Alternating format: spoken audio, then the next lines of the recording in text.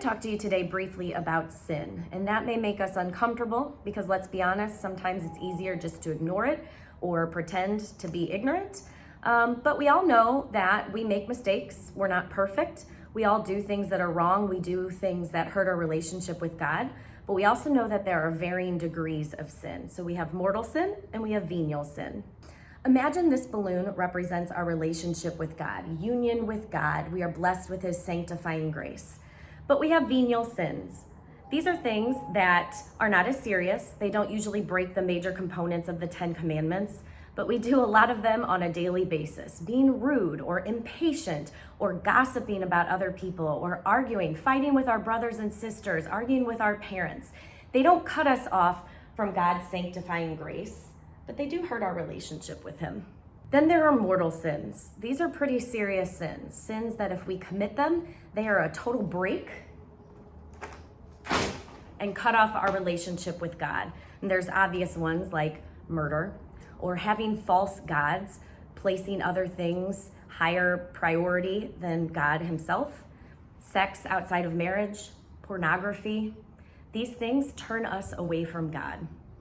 Have you ever reflected on your actions and compared yourself to someone else and said something along the lines of, well, I'm not as bad as this guy because I didn't do that? It's like deep down, we know that there's things that are wrong, but we're trying to justify ourselves because we're not as bad as that person. It's like we're trying to make ourselves feel better even though we know the things that we did are wrong. Is that really the standard that you want to live by? Not the greatest, but not the worst.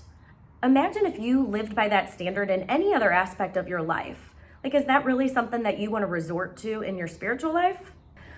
Let me go back to this balloon analogy. Yes, venial sins are not as serious as mortal sins, but they do prevent us from acting with virtue, and they can add up.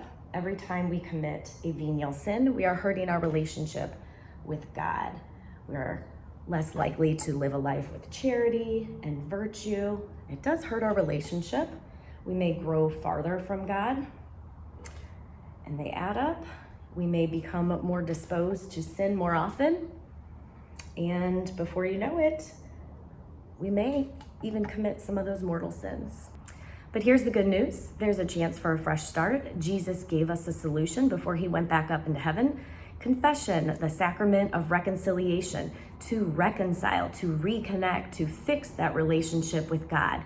He wipes away all of those sins. It's a fresh start and it makes you clean, and you can get that sanctifying grace and be back in union with God.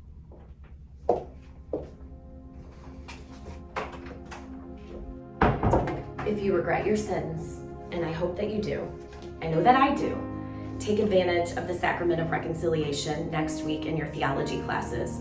Teachers, you're welcome to come by anytime in your free periods. God wants to give His mercy and forgiveness to you. He wants to give you that grace and that strength to be better. You just simply have to ask for it.